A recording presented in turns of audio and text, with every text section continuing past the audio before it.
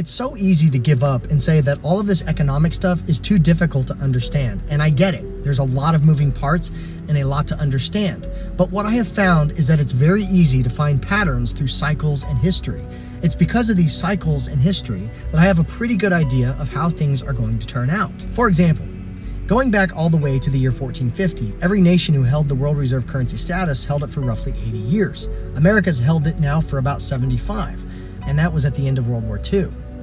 Every Republican president since Teddy Roosevelt saw a recession in his first term. And every time unemployment numbers fell below 4%, a recession followed shortly after. In addition, it's important to remember that the life cycle of a fiat paper currency backed by nothing typically doesn't go past 50 years, and America's now has been that since the 1970s. Finally, we are also at the end of a debt supercycle, which began after World War II. These cycles typically don't last longer than 75 years. Whether you believe the false narrative that our economy was sound and prospering, it was all an illusion fueled by debt and speculation. In 2008, during the financial crisis, all we did was paper over our problems and kick the can further down the road. Even President Trump knows this truth, and much of his 2016 campaign was built on these talking points.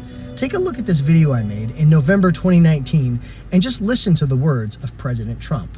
The stock market reaches all-time highs during Trump's impeachment. The economy is doing great. Nope. The stock market is in a bubble, and what goes up must come down, and President Trump knows it. The only thing that looks good is the stock market, but if you raise interest rates even a little bit, that's going to come crashing down.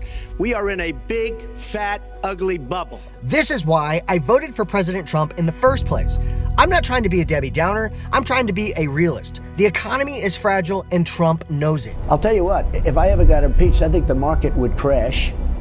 I think everybody would be very poor. The economy is being fueled by easy money creation and lower interest rates to encourage more spending, more debt, more speculation, and more stock buybacks. The economy is not sound. Why did the Federal Reserve have to cut interest rates? Why is President Trump now calling for negative interest rates if the economy is so good? Our national debt has reached new highs. The Federal Reserve is bailing out big banks night after night since September with billions of dollars. This is a fragile illusion built on funny money and speculation. Don't buy the lies. The economy died in 2008. Their estimation was that by 2 o'clock that afternoon, $5.5 trillion would have been drawn out of the money market system of the United States, would have collapsed the entire economy of the United States, and within 24 hours, the world economy would have collapsed.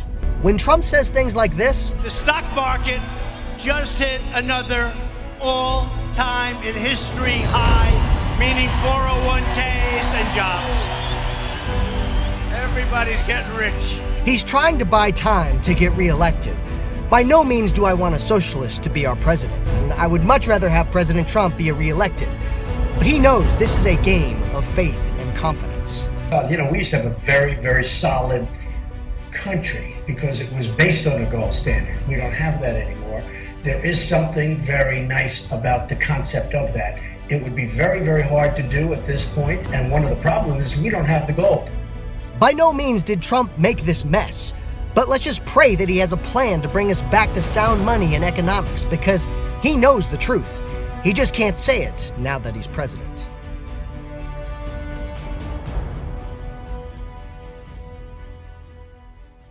In summary, my goal is not to be all gloom and doom.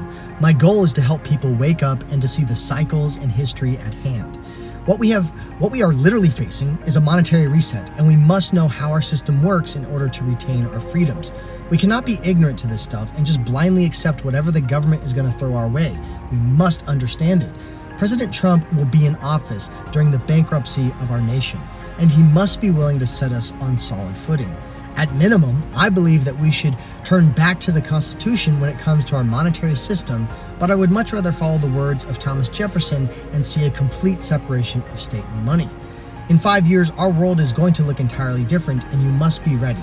Please go watch the 10 video series on the hidden secrets of money and download the PDF version of my new book, Foundations for Liberty.